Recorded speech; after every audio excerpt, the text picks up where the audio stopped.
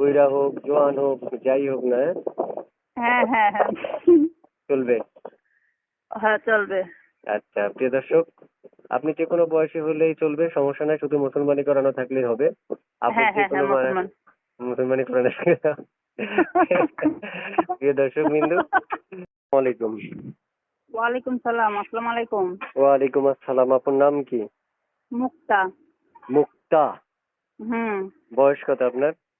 19। বিয়ে হয়েছে? না, বিয়ে শাদী হয় নাই। এই নাম্বারটা কার? এটা আমার। এই নাম্বারে ফোন করলে আপনাকে পাওয়া যাবে হ্যাঁ যে কোনো সময়? হ্যাঁ, যে কোনো সময় যে কোনো মুহূর্তে পাইবো। আমি দর্শকদেরকে নাম্বারটা দিয়ে দিতে পারবো? হ্যাঁ দিতে পারবেন। আচ্ছা প্রিয় দর্শক, শুনতে পাচ্ছেন, নাম্বারটা দিতে বলছে উনি, আমি নাম্বার দিয়ে দিব আপনাদেরকে।